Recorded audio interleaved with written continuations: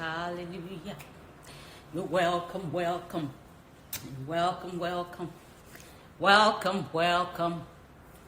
Singing isn't one of my gifts, greatest gifts, but hey, you're welcome, welcome. Just waiting for a few more people to join us this afternoon for a career service. You're welcome, welcome. Welcome, Dr. Halbert.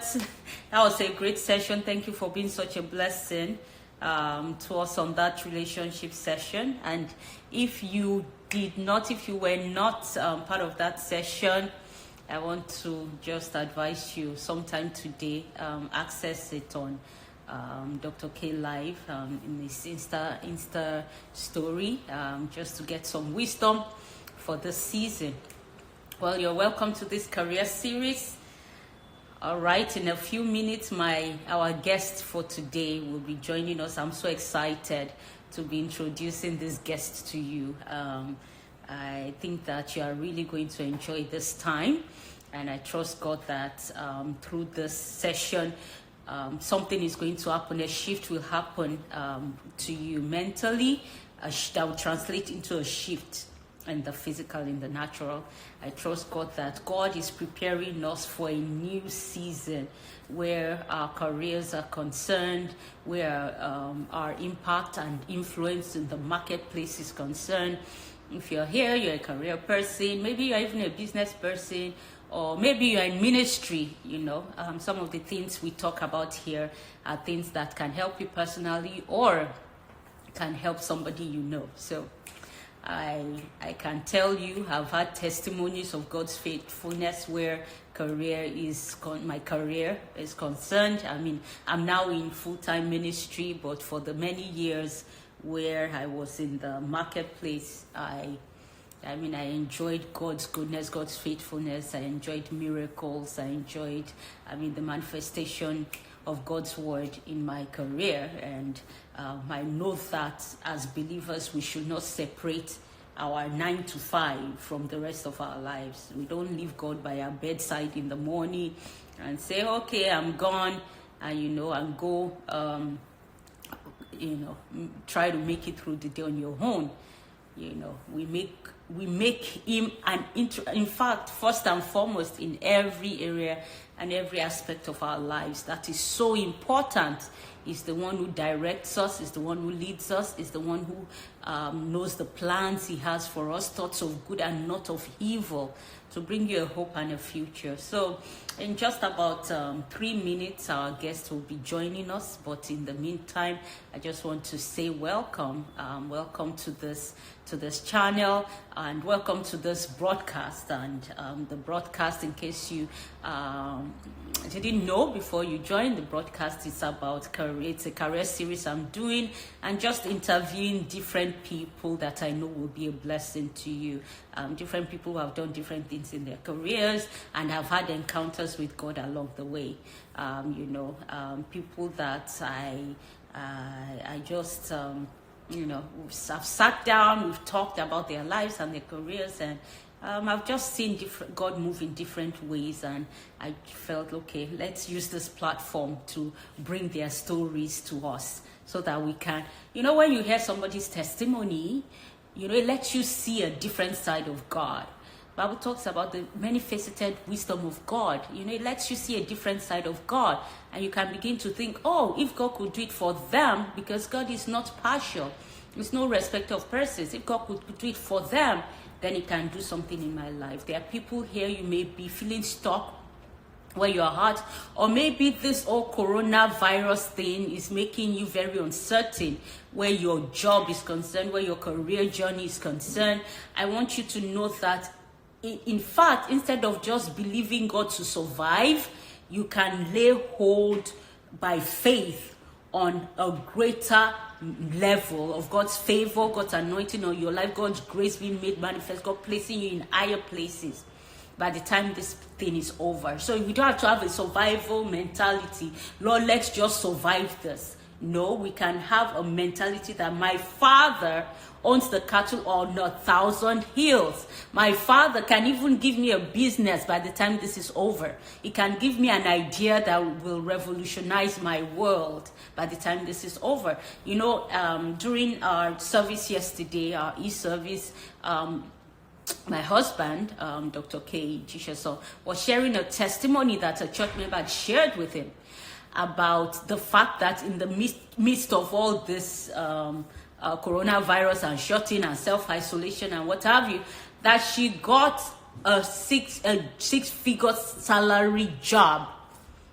Amen. She interviewed, she was asked, sent an email, she interviewed, I think she had a series of interviews, and they got back to her and gave her a job while things are shutting down, quote and unquote. So it's very important that you do not shut down, that your life does not shut down, that your faith does not shut down. And this person, it's like their salary they were offered, it's multiples of what they're earning currently. I mean, I'm just like, wow, God is good, and our faith has to be out at this time. So I'm going to ask our guest today if she can go ahead. Yes, I'm going to go ahead and join her in, and then I'll read her bio and give a more detailed introduction. All right. You'll see her face in a few minutes, or in a few moments, not minutes, a few seconds. Okay. Hello. Hi. Hello. Okay. I think I meant to switch the camera or something. The camera. Okay. Okay. All right. See, awesome. That's your beautiful face. Everyone, welcome with me, Oluwafumilade Deji Abiodun, to this series, this career series. And I'm going to go ahead and read our bio, and then we begin to talk. All right. Oluwafumilade Deji Abiodun, MBA, PhD, is a public health epidemiologist at the University of Chicago in Illinois. Our expertise is in maternal and child health, social epidemiology, monitoring and evaluation, health service research, comparative health care systems, environmental health, and infectious diseases. If that was a blur, don't worry, she will educate us in a few moments. Fumilade earned a bachelor's degree in public health from Babcock University, that's in Nigeria. She then pursued a MBA in international healthcare administration and management at Taipei Medical University. She received a PhD at National Yangming University, Taiwan, where she was awarded Best Research Graduating Student. Woo-hoo! She has consulted for notable organizations, including the World Bank. She has also served as state government in the capacity of senior special assistant to the governor. She is a reputable public health expert, researcher, and publisher with several high-impact scientific works and papers to her credit. She has received numerous awards, grants, and scholarships. Her professional impact and work ethic has made her participate and present her research works and findings on several international platforms, including the United Nations, international scientific conferences. Including the United Nations international scientific conferences. She's married and she enjoys cooking. Ladies and gentlemen, welcome, Fumilade. Very good to have you here. Thank you, Pastor May. Thank you for the opportunity and the privilege. Thank you for being here. So, you know, there are so many things I can talk about here from your bio, but I'll start with your decision to go into public health as a first degree. Like, what informed that decision? Was it something that, I know that growing up in Nigeria, I mean, maybe I'm old-fashioned and out of date, but it wasn't a field that you heard much of, even though it's so much needed. I mean, as I grew up and even came to the US and came to Chicago, that's why I started hearing a lot about masters in public health. But you, right off the bat, you decided this is what I'm going to do. What informed that decision? Thank you. Thank you very much, Pastor May. Okay, what informed my decision to study public health at Babcock University? Okay, I would start by saying I did not start out studying public health, like filling out public health in my form to study at Babcock University. It happened that I got into Babcock University with another degree in mind that I wanted to study for. So it was an allied health course, of course, that was very related to public health. So I started this course and I was already in my fourth year, right? And we were meant to go for a clinicals that fateful day. And I was really, I didn't know what happened to me. Before that clinicals, actually, something happened at the hospital one day. There was a ward round and questions were being asked by consultants to the medical students and the nursing students that were in the ward at that time. And the question came unexpectedly and I won't say luckily, I would say I was just being late to have studied that thing like maybe 2 days before that particular day. And I was privileged I was able to answer the question. So I just raised my hand and I was like, let me just answer the question. What will happen? So I went ahead, answered the question, was correct. Now, the consultant just said, oh, so out of all you medical students and all you people here, none of you could answer the question. An ordinary nursing student was able to answer the question. My head went pa, pa, pa, pa. Wow. I'm like, really? Like, really? Wow, that was an ordinary. So, and before then, I'd been having this mindset that, oh, okay, my personality does not match the idea of the clinical setting, whereby I have to wait for a medical doctor. There's this belief that even a medical doctor, if he finishes today from a medical school and you've been a nurse for 20-something years, you will still wait for his or her orders before you can do something, innovative. So I was like, okay, is this what I want to do? So that thing had been in my mind, but I'd just been ignoring that feeling. That day, I answered the question, then I went back to my room and I was that was a rude awakening. Very rude. Isn't it just like God? So I was like, me? Will I be taking, like, really? Ordinary nursing. If you had been nice, you wouldn't have woken up. I wouldn't have really. And I'm very thankful to that consultant. I don't know his name, but I'm very thankful. Nothing wrong with nursing. Nothing. I mean, that nothing man at all. Very rude. It was very rude. In short, personally, that thing actually made me, I was like, okay, should I do nursing law or something so that I can fight on behalf of people like that? And I was like, nursing law, like seriously, that's another. I was like, but that thing opened up something in me and I'm like, okay, is this what I'm going to be doing for the rest of my life? Like that question was just there bothering me. So lo and behold, this fateful day again, I was meant to be going for the clinicals and I had ironed, I had prepared my shoes, everything clean and ready to just move.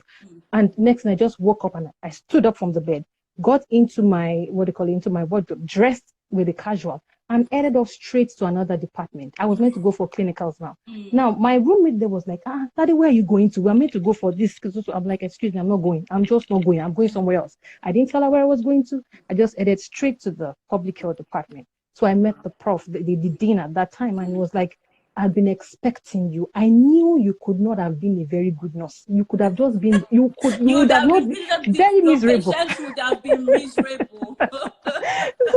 He was like, no, you were not cut out for nursing. You need to be anointed for the field you go for the field. Yes, ma. Yes, very, very correct. So I was like, really? I was like, you've been waiting for me to come into your office. Like, what if I never did come? Because something just made me come here and I don't know why I did. It just gave me the phone. So what do you want? I said, sir, I want to change my course to public health. He was like, okay, this just was the secretary.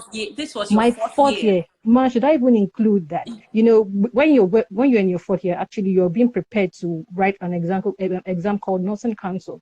So I was part of the students that they were sure that at least these ones will pass their nursing council exam. At least that would give the school the rating, that kind of thing. So I was like, it was a big blow to the department. Nobody had ever done that change of course at that time. It had never happened.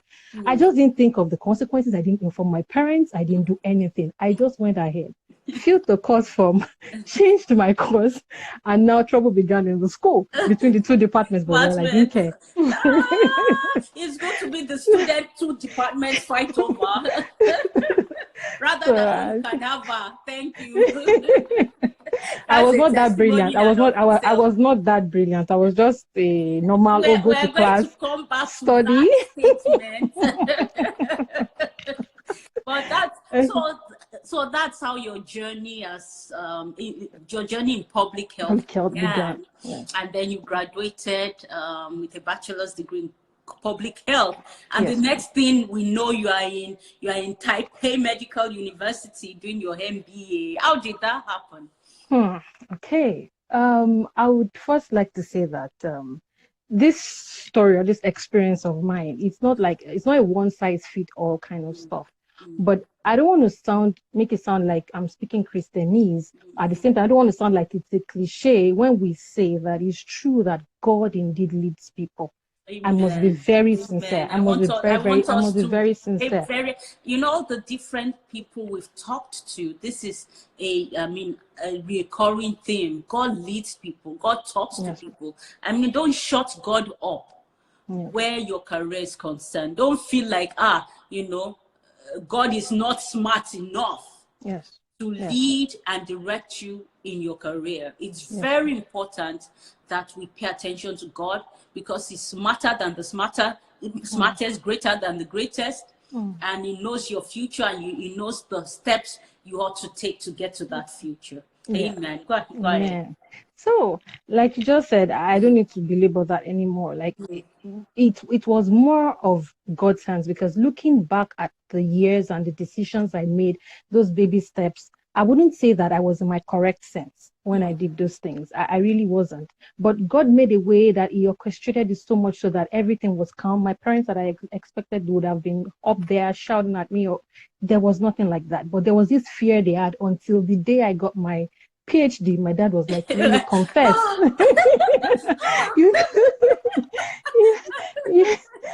So I was like, my God, I was like, really? But back to the question that you asked me, you said, how did I get to the MBA thing? Okay, so upon finishing at Babcock University, I looked at, we had some months that you had to wait for your what do you call it, before you go for your youth call.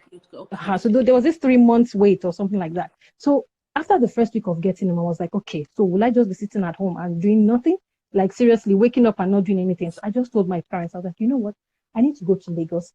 Because my parents were living in Ogun State then. Okay. So, because that's my state of birth. So I was like, okay, I need to go to Lagos. I need to just go and do something. Maybe just do an internship. My mom was like, oh, without pay. I was like, yes, now without pay. Oh, I am on short notice. Let me just go. So very supportive parents. I'm very grateful. I'm very grateful to God for them. Very grateful. Very grateful, because they had people that were telling them then, oh, sorry, let me just go back a little bit. They were like, oh, let your daughter do nursing. So when she does nursing, she'll be able to travel to the US and she'll be able to work. And I'm like, see the way these people just capped, like, oh my goodness, Lord, I'm grateful.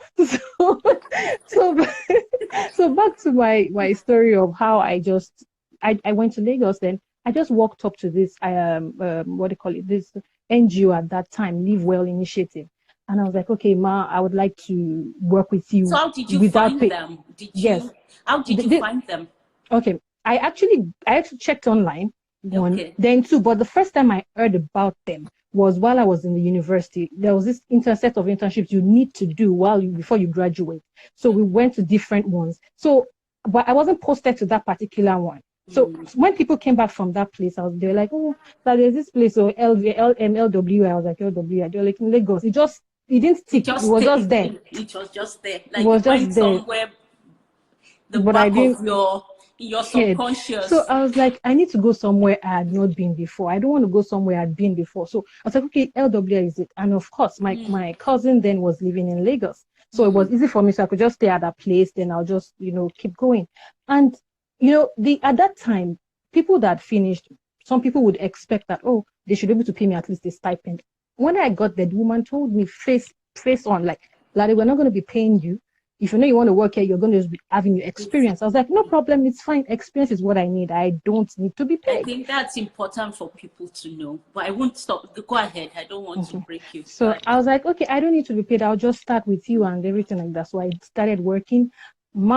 I must be sincere. We say something like, okay, we talk about the grace of God, which we can never overemphasize, but we need to also talk about this place where you take steps, not having this entitlement mentality from life. The life doesn't owe you anything. You get what you demand. You demand Preach what you want it. from the earth. So I'm Preach very it. I mean, you can't sit somewhere and expect opportunities to come. come I mean, meet you. the thing is, if you have that mentality, even when such opportunity, even if they come to you, you won't see them. There's an attitude that allows you to capitalize on opportunities. Very and that true. same attitude will push you to go and work for free to gain experience. Yes, ma'am. When it looks foolish. Very foolish. At that time, I looked like I was just wasting my time because I had people that actually went for internships that were being paid, no matter how little it was. But I was like, Lagos, not being paid, like seriously. But I still went. My mom was like, only God knows what's wrong with this girl. I just don't know. But they didn't just put their mouths in the drama. But I was just there. They were praying. Lord, help this child. So I went for this stuff and I started. I started with them for like a week. So by the time I got there, it happened that they were preparing for a conference in Ghana. So at that time, I was like, okay, what can I help you do? Before I knew it, they already, like people that said they were going to pay me, they already made a card for me, an ID card for me. Like this organization is like how will I put it, like maybe a 10-man workforce. It's not like as if you had a very large strength of workforce, But, they were doing something of quality that was in line with my course of study. So my intention was like, if you're not going to be paying me, at least you're going to give me a black and white. After whatever time I'm going to spend here, that I worked with you and you were going to give me a good recommendation. That was my only thing. I wasn't going to do it just for free. That was the only thing I was doing. Yes. I wanted black and white. I was very particular about documents. So I was like, okay, I wanted to work with them. So it happened that they were preparing for a conference in Ghana. So there was this lady that was meant to fill in for them to do something with them and go with them to Ghana. She was one of their high-ranked staff and all of that. But so she couldn't attend the program like a day or 2 days before she gave them the notice. So the CEO just called me and said, Mrs. Brightman, she was like, okay, we need someone else to fill this spot, but I don't know, Fulade, can you go? I was like, in my mind, I'm like, can you go? They're asking me, can I go? Really? I've gone ahead of you. But in my mind now, I just squared up. Like, I was like, opportunities come. Yes. An opportunity was waiting for you there, but it was wrapped up in this box that didn't look like it. Yes. But you had to, by faith, go through that first step and be in the right place at the right time. Yes. God knew what he was going to do, but you needed to take that step. Yes. Right? Yes, ma'am. Yes, ma'am. Yeah. So very right, I'm enjoying your story. Go ahead. So I went ahead with them and she was like, okay, Larry, just know one thing. You're not going to be going by flight. In my mind, I'm like, if you like, tell me to walk. Just give me some days. I'll get there. I'll take So we went with these long Lagos buses now. But me, I enjoyed it because I actually love traveling by road. That was one of the things I love to do. So, and to me then, it was my first experience to travel out of the country, out of Nigeria, So I've never been out before. But luckily, I had this thing that before then, I noticed that people have their passports. And I was like, okay, why do let me just get this international passport. I just got it and just kept it somewhere. The same way when immediately I finished, I missed this. Immediately I finished from school, while I was still thinking, what will I do before I came up with the idea of going for the internship? I went to print a list of universities that I could do my master's. And my dad and my mom were looking at me like... At this time, I just started thinking you'd do an MBA, or no, ma. You were just thinking about masters. I was just thinking because people were always talking about it, masters. It was that period when this issue of stock thing was up in the air and everything. So, that kind of season where people talk about a particular thing and you just think, okay, maybe that's what I should do next. Because of course, after youth service, what will I be doing? Let me just go for masters, of course. So that was just the thought. That was my thought. But I was like, masters. In my mind, you get in the list and you just know that, let me get the list. I now gave it to my dad. My dad was just looking at me. He said that they kept that master's list and kept under his pillow. I said, this lady, after finishing from a private university, you want to finish? Let me breathe first. So what schools did you have on the list? Ma, I had I can't count how many schools I had, but I know that I can't remember the name of the school that I printed out, and I did not apply. Really, I just printed it and showed my dad, like, in preparation. I'm giving you 1 year notice. So by the time I finish, I'm coming back to tell you, okay, I'm going for my I'm master's. ready. I hope you are ready too. So back to my Ghana story. So we got to Ghana. I was able to do well. I had my first privilege of traveling, and like the exposure for me was really awesome. So I was very thankful to God, and that was it. How did you prepare to? Did you at that conference were you required to do anything or No, so I wasn't required to. attended and it was Yeah, just the it was just to exposure? attend, and just to help talk about the organization to other people, like an exposition kind of stuff. So you talk about the organization to people that come to different booths, Like right? So that was what I was doing. So it was fine for me, and I had time to just go around and I had fun. Then that was not the only thing that I had. I had that exposure, yes. Then the one that was the most important thing for me was that at that particular organization, like 2 or 3 months after, she was like, okay, they organize these courses that they do it at Protea Hotel. They do it at Protea Hotel. They have this American universities. They come into Nigeria and look for NGOs and train people, on some is that courses something that they is related still to. do or it assists Well, I need to check. I'm not so sure if they yeah, still just do in it. case there's someone listening Yes, who is I could find out interested in maybe that. after the call and just let them know. So I just like, okay, she's doing this course. It was my own. I didn't care about the course. Not that I didn't care. Like I looked at it. I looked at the course outlines and the amount each course was going to cost. It was a lot.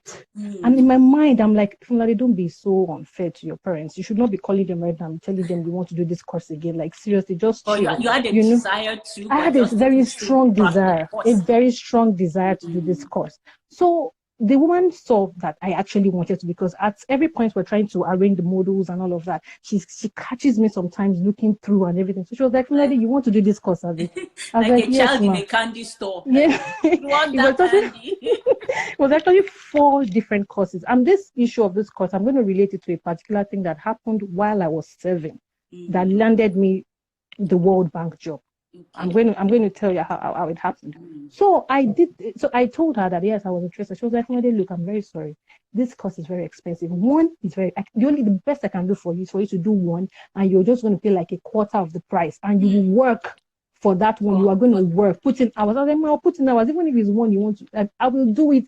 I'll go and live for the ready body, that kind of thing. So I called my dad. I was like, Dad, guess what? And there's this course I want to do. Blah, blah, blah. He said, look, I'm very rich at the moment. I cannot afford this and everything. So that day, it happened that when I called him, his friend was around at that particular time. So she was like, the girl says she wants to study, and you're like, seriously, where we are even praying for our own children to want. My friend put her on the phone and tell her that I said I'm going to pay for that difference. So I was like, thank you. So she called me back. I was like, so I was very happy. So I went. Awesome. Then I took the money. Then I took it to this woman, Mrs. Bright. And she was like, one. She's like, Shebi, I said one before. Who could do the 4? Do the 4. Go back to your parents and tell them that you can pay for the 4. Just let them make the difference. 1/4 of each of the courses you pay for. It's just like saying, it's just like the course is $100 and they tell me to pay 20. That was the way it was. So I went to meet the woman and I was like, sorry, I'm very sorry. I know you said you're going to pay for 1, but ma, the remaining 3. Actually, there are 4. So she said, so is it? I said, ma, it's a complete course, complete module. Very complete. She was like, okay, go ahead, don't worry, I'll pay. Still, I was like, wow. So she was like, but your dad is going to pay me back. I know my dad did not pay her back till tomorrow. So I did the course. But you know what? That's a very good point there about not being bashful about asking. If God has made it clear, it's God arranged it. You didn't ask beg for the woman to be at your house at that time. To be right there when your father received the phone call. She gave, she offered to pay for that one course. Yes. And then, she already made that offer. Now, your own part was not to be bashful about presenting the complete picture, because somebody might have been like, oh, I don't want to ask, and you'd have missed that opportunity. So it's very important we recognize such channels that God may bring into our lives. Yeah. Yes, ma'am. So I when I did the course, I was so excited. So I put the courses on my CV. I was very excited looking at it on my CV. So now let's fast forward to when I already finished my 3 months or something with them. So they gave me their recommendation letter. Then I So had you were there for 3 four, months. just 3 months, and I had You four know, that's so. certifications. I'm sorry to keep No interjecting, problem, but I it's think allowed, that ma'am. we I don't want us to gloss over the story and miss some very important points here. Those are 3 months some people would have wasted, you know, Yes, yes. would have stayed at home, just like during this time too. It's very important that we know exactly what God will have us be doing during this time where we're quote and unquote, you know, we're not locked down, we're at home, but we will not be locked down. Our destinies will not be locked Yeah. down. But in those 3 months, God changed the trajectory of your life, of your Yes. career path. You opened up opportunities for you, which I mean, we'll talk about. But it was so important for you to make that move to Lagos, to offer to do that job for free, and then God started. It's like Yes, ma'am. God needed you in Lagos, needed you in that place, and then He started. Sure. He opened up Sure. the opportunity to go to Ghana. He opened up the opportunity. He put the desire in your heart. You know, somebody that I interviewed 2 weeks ago, Chinedu, talked about the fact that God works in you a willingness to will and to do of His good To his pleasure. good That pleasure. even in your career, there are certain things that are God's will for your life, and you just find out that there's a desire for something, and it's actually God putting that desire in you. In So you. it's very important that we know what part we ought to do, be sensitive to those desires, be sensitive to the things we ought to do, and then God works. He starts opening Yes. things, Yes. There's right? always something for him to work with. To You work have with. something to work with. You Yeah. know, you've given him something to work with, versus Yes. you lying down on your bed, Bed. you know, Waiting for you sleep, to wake up, call. eat, go back to sleep, wake up, Yes. and God Very is looking true. for Very true. something. Okay, Okay. go ahead, So please. that happened. Then it was time for me to go for my youth corps. So as usual, protective parents, they're like, okay, we don't want you to, and it was that time in the university then. Yes, I forgot to mention, I joined, I was in the campus fellowship. I'm sorry, I need to really bring this point up because it's a very important trajectory, because I believe before something can happen in the physical, there are some things you had settled in the spiritual. And I couldn't have had a so-called smooth sail in my career path if not that I lent my time to God. I gave my time to God. It wasn't that way. I didn't have that intention when I got into Babcock University. I just wanted to go to class, come back, sit down. That Let was my it. I just did. business finish. I don't like mixing people too much, that kind of thing. Then, so there was this lady who actually persuaded me to join the Redeemed Christian Fellowship at that time, and I did join. And I was like, okay, I just want to be a floor member, just go in, come out, no noise, nothing like that. Before I knew it, of course, God's favor is always upon you. It shines your path, even if you don't like it. You're You're trying to just going hide. to, yes. So I there and then there were a lot of things that was going on while we were in school. We served God, and I was very privileged. I count it as a big privilege to serve God, because this was a time that most of our classmates or whatever is the time for you to rest. That weekend is the time for you to rest. But that's the same time in the morning. We pick up drums in the morning. By 5 a.m., everybody's up. Like, not everybody. I mean, the people that work at the church then would have to wake up, carry drums on your head, carry chairs, and we walk. We get to church like as though there's someone waiting to beat us if we don't get there early. But there was nobody. Even the school authority then found it weird. Like, who is pushing people to work like this? Why are they like this? But as God will have it, for those of us that were serving in church then, we were also leaders even in the school's fellowship, because it was an Adventist university. We were found to be in the place of leadership. So they didn't know what to do than to absorb us into that stuff. That, okay, that drive that people have for that one, put it Come and inside use this it one here. too. And yet God helped us to do it excellently, where we're able to manage it very, very well. And to God be the glory. And I used to say then that God is a rewarder. He doesn't owe people. He will always show up for you. And I think I could see it happen immediately I left school. I could see him. I could see his works. I could see his prints. I could see everything. It was obvious. It was really obvious. And I give glory to God for that. So back to while got to Babcock. I left Babcock University and was serving at serving. It was time for me to serve. So my parents were like, okay, you need to go and serve in Abuja. We can't let you go somewhere else that we don't know what. And that was the beginning of when Boko Haram thing was about to start subtly. You know, so my parents were like, no, even if they're taking you to the north, it has to be in Abuja. At least we know you can stay in a place. And so, okay, I was like, no problem. And this was a time, well, when in school, people were like, oh, don't work your service. So don't work your this and that. Well, I didn't say don't work your service, but I was just quiet. Something I don't understand. I don't try to argue about it. I didn't understand that idea, so I just kept quiet about it. But mine was like, whatever it is, God, just lead. Where I need to serve is where I must go. So that's just it. And it happened so much so that it happened like that. It was very easy for me to get to Abuja. So I was in Abuja. I was serving in Abuja. So on getting to Abuja, I was posted to a particular office I did not like. So I went to meet the camp commandant and I was like, okay, please, I had gone to report to that place. And that place does not look like a place I'm going to learn. I had this at the back of my mind. For everywhere I'm going to spend my time, I must be added onto. I can't let them take from me and not be added to. If I'm not, it's enough, you're not going to pay me, I'm fine. But please, I need experience, you know. So I got there. It was a kind of sloppy office. And I was like, why would an office be this sloppy? Like, no, I'm not going to learn from these people. So I need to go somewhere I'm going to learn.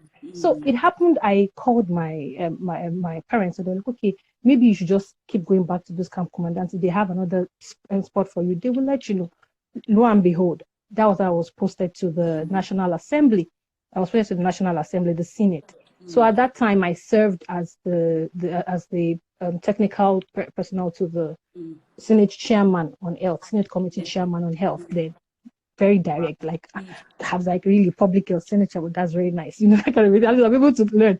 Although it looked like yes, you'll be earning money, right? No, that was a shocker.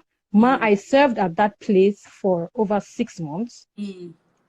I wasn't paid. She did not pay me. Like normally, the senator is meant to pay you, apart from the National Assembly paying you. But she didn't pay me. But don't forget the mindset of that mindset that went to work somewhere.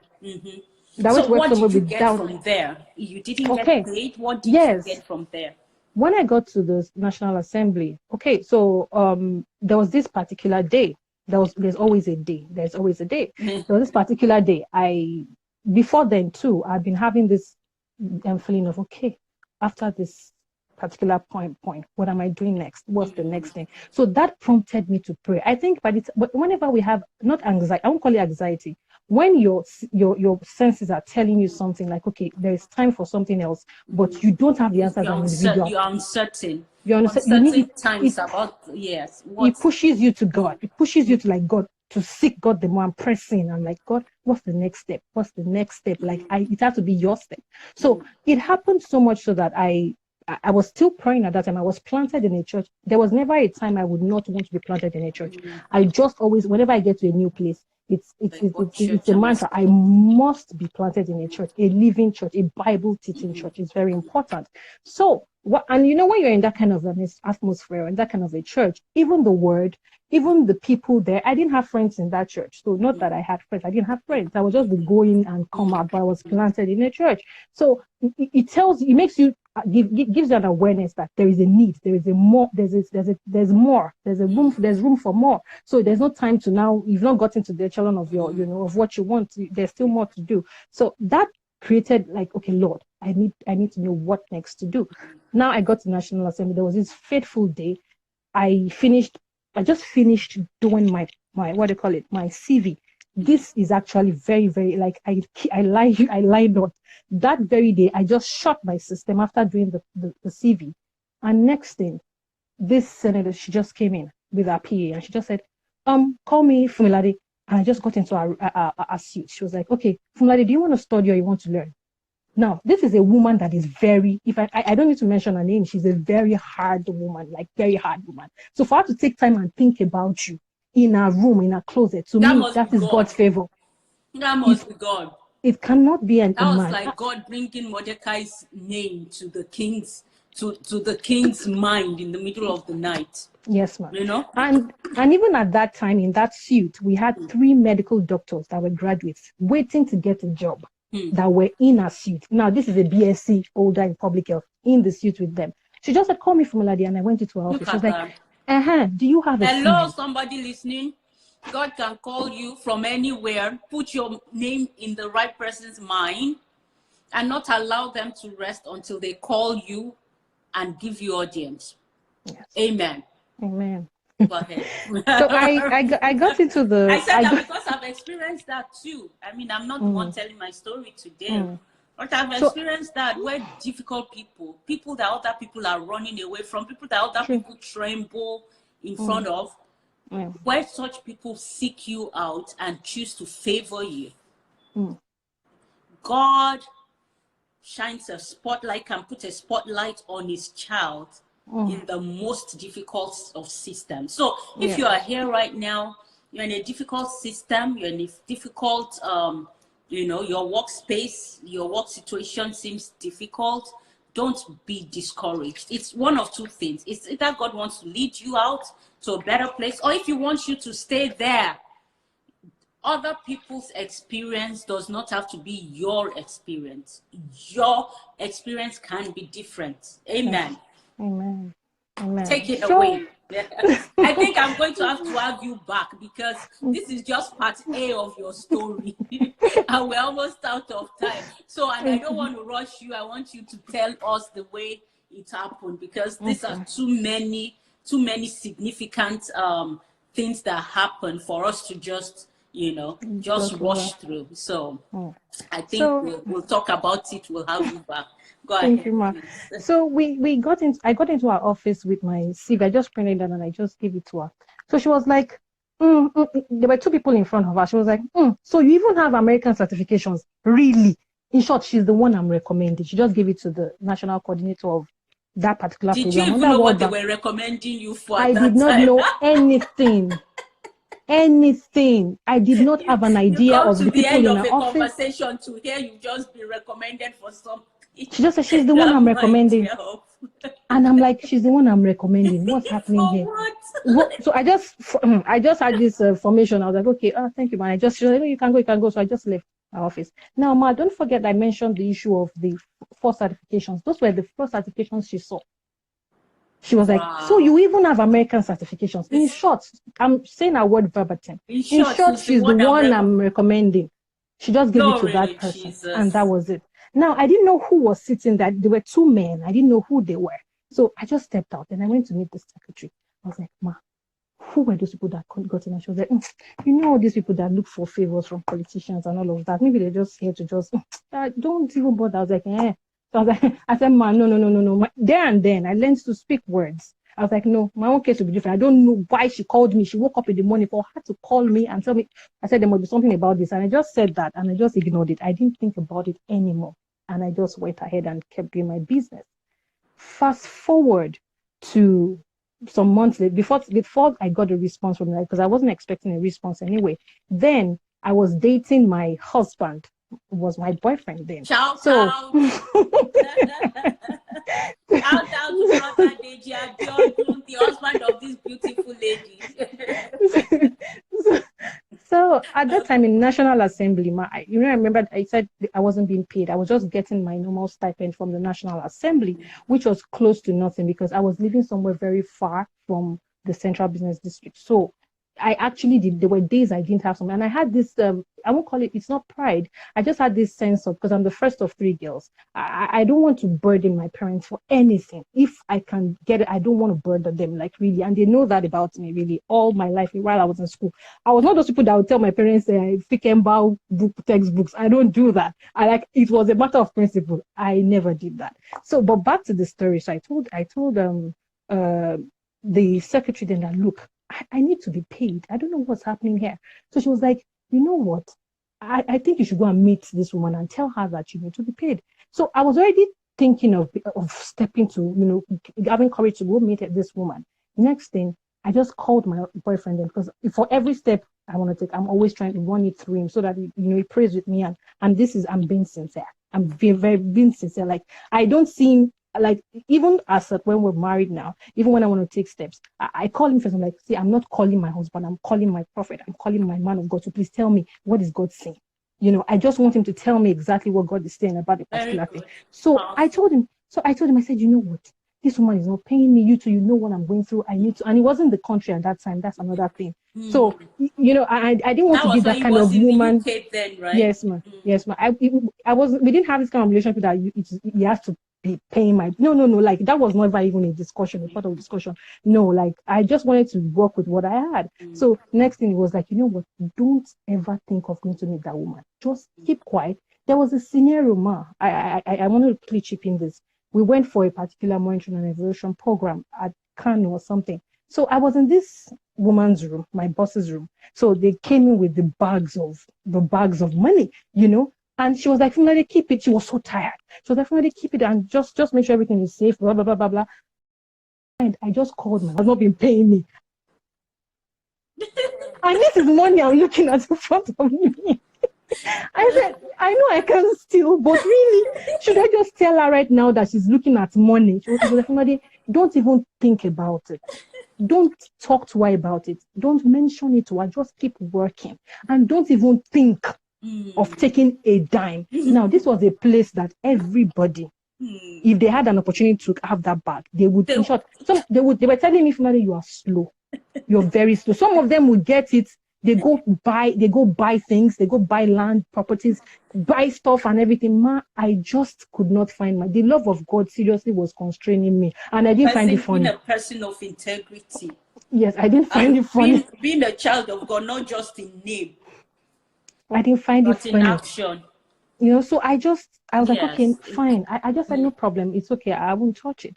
So we would go for programs. The United, most of the time, it's always United Nations trying to, you know, get us involved in the particular program and all of that. So they actually have packs that they give each person that follows the senator and other kind of a thing. So they were like, okay, this is your pack. It was obvious that my pack was already opened and they had removed a very substantial amount from mine. And I was like, PD, even the first money that I would even get, money that I know that I'm going to type on it, I'm going to give on it, and I'm still going to do stuff with it. And they've even removed.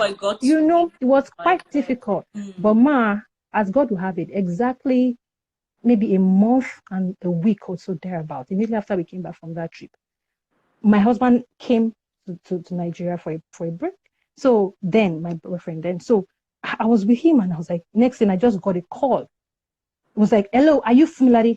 I was like, yes, I'm familiar. They were like, are you familiar with this song? I was like, yes, I'm familiar with this song. I was like, what's the problem? Like, you applied for a job and we're waiting for you. Everybody has signed their stuff to get their letter. Where are you? I was like, I didn't know where I was. I didn't know what to say. I was like, I'm somewhere. Like, just come to Ojuzo Kalu house now. So I was like, okay.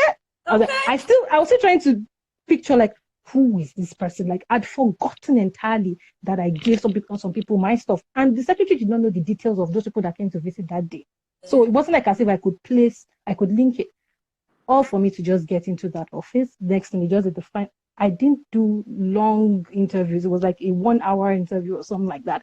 And before I knew, they said, as I was finishing the interview, they just gave me an appointment letter. They were like, okay, you've been kidnapped, so, and this is it. When I opened the package was an alarm. It wasn't an alert. It was an alarm to my account. You know what was in the package? I'm like, really? What I mean is, what was the appointment? What okay. was this? I was a consultant to the World Bank on the National Malaria Control Program. Glory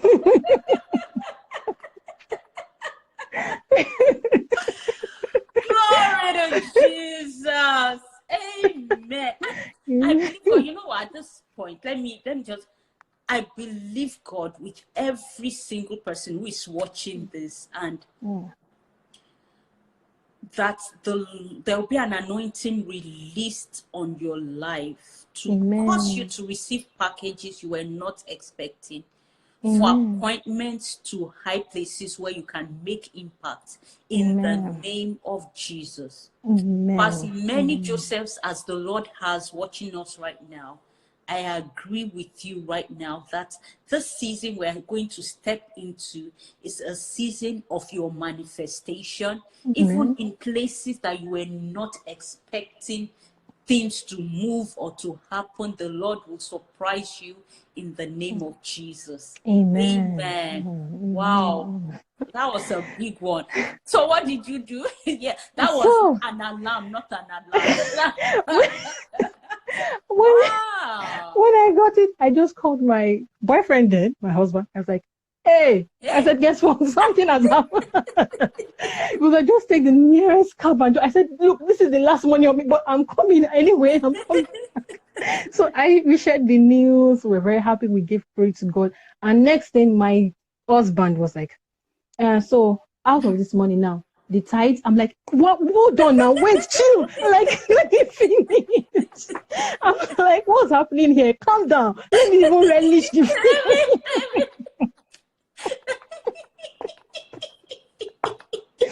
I was like, let me relish the feeling. Why are you doing this to me? Chill.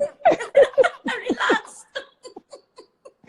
He didn't listen to me. Immediately he said they paid already.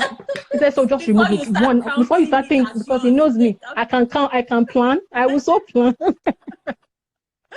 So we did that. Because he said he was one that made me. It was the first person I heard that thing from. That if you cannot give God 1 million out of 1 billion, you cannot. He can't trust you with bigger things. Yes. So you just have to. So I was like, yes, I know. Yes. I've been practicing it. But, this one was like, I've been waiting for money for a long time. And now the money came. I was like, wow.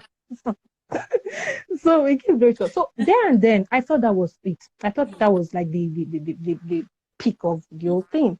And next thing, like a month after.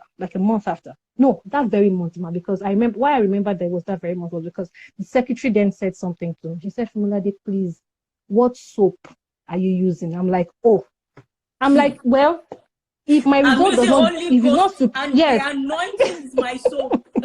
I'm like, if my result does not bring people to think maybe there's something supernatural, that means then it's not big enough. I said no. It has to be something that is that I know that I cannot attain myself. It must be different. It must I can't attain myself.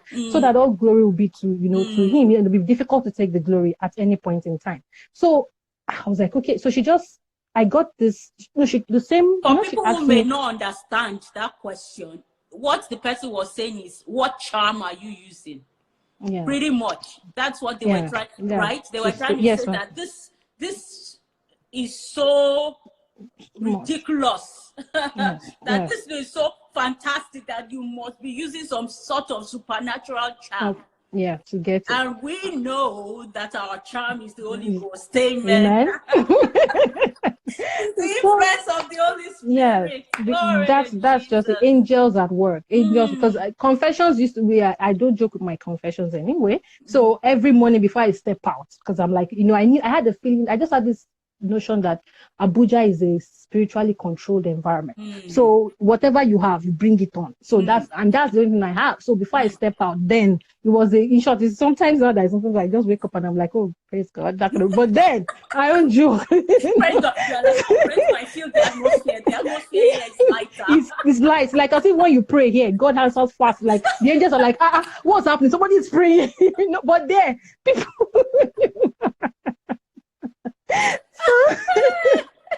you double up. So that very month, I just she asked me a question. Now that my boss asked me a question that day, she came into the office that, oh, Fumulade, you don't want to study or you want to want to work? So I was like, I wanted to study. That was my answer to her. She just said, do you have a CV? Just come with your CV. Follow me to your office. Now back to she asked me if I was going to study, and I said study. So she just came up again. That very month, it was a Thursday. So she was like, she said, Fumulade, you know what? Overnight, that was the word. She said, overnight, I talked with so of this particular country, and they told me that I have a slot for anyone that wants to apply for a master's program. Ma, I'm saying it exactly how she said. I'm not adding to it. I'm not putting anything to it. So she was like, and I tried to see if I could try and put some things down and everything. But you know what? I didn't even get all the details correctly. But all I can remember is that he said that I have a slot for somebody that can apply for a master's program, blah, blah, blah, blah. And I want you to apply to a particular university. I was like, okay, ma. So and she talks very fast. So I was trying to still comprehend what she, because when you're in front of her, it's like as if, you have to be so bold. And I was still trying to put all these emotions together at the same time. So I was like, okay, ma.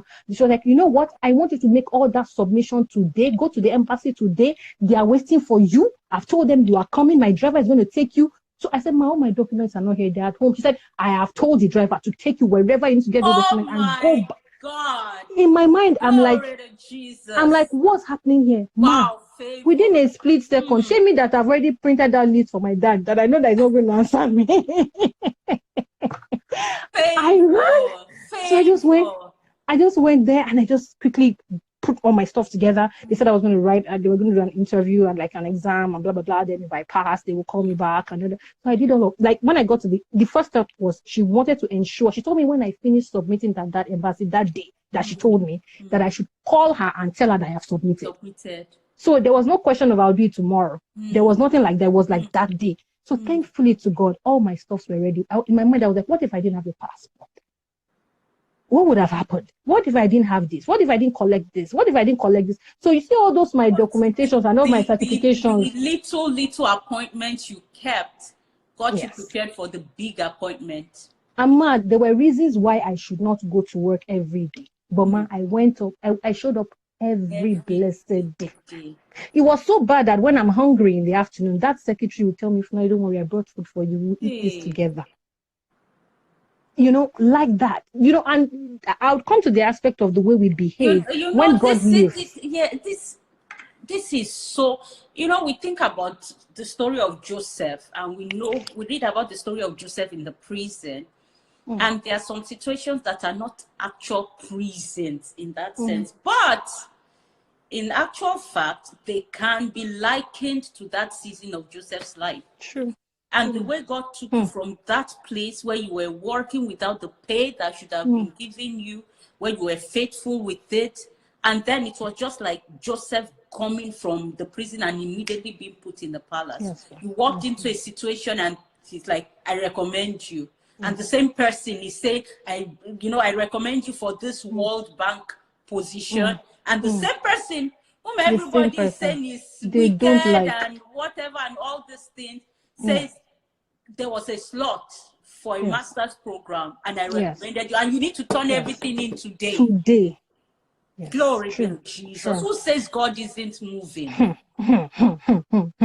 Who says God is not moving in the corridors of government, in the corridors of different industries all over the world? Hallelujah. Glory to Jesus. We have just a few more minutes, but just round up this. Okay, let me round up that. And then we'll know that we kind of put this package in nicely. And then next time when we start off, we're going to start off from your MBA program and talk about your PhD and then go on from there. Okay, so I applied for the thing and all of that. So I dropped in everything, and some months later, I just started getting feedback from the Taiwanese government, saying that okay, we've considered you did well, blah blah blah. So you're gonna be. So what school? So I told them. She told me to pick a particular school, but in my mind I'm like, God, which school should I go? Which one should I go? Which specific one should I go? So I saw this one that sounded very nice. I didn't hear Fumilade, this is it. No, I didn't. But there was this, I looked at their courses, I looked at what they, so, and the one that had to, that tilted, and I let me not forget to mention that application of what I applied for, what they told me to apply for was an all expense paid MBA. When I say all expense, from my flight, I was paid to study and not small money. You understand? Health insurance covered. Ability for me to be able to even go to a country that I don't think I would have gone on a good day. I should have even been teaching you This somebody who the first time you went to Ghana was your first time. My first out time of the country. My first time. Yes. So and then you got into the MBA program. I'm going to go out round up because this is going to kick us off. Somebody asked if we could continue. I'm sorry, we can't continue. I had to take 1 hour from Fumilade's work. She's busy working with the University of Chicago. I had to take 1 hour out of our work time. So I'm very sorry that we can't continue beyond this 1 hour, but I'm going to talk to her and she will be back. Promise us. Promise. Say Yes, promise. So I promise. She has promised that she will be back. I'm sure you want to hear the rest of this story. What an amazing journey. Well, I want to pray with people. I'm so glad I want you to agree with me. For people, I want to pray for people watching us right now that the Lord will surprise you in your career in the name of Jesus. That people will call your name. Your name will be mentioned in the right places. You'll be recommended for the right opportunities. You will receive the delivery of everything God has been working on your behalf, even when you didn't know it was working on something. In the mighty name of Jesus, I declare that you'll be lifted, your head will be lifted high. You'll be lifted from that place, even if it feels like a prison right now. You'll be lifted from that place into the place of authority, into the place of influence. In the name of Jesus, through you, the Lord will bring about glory to his name, because you will be placed in high places where you will make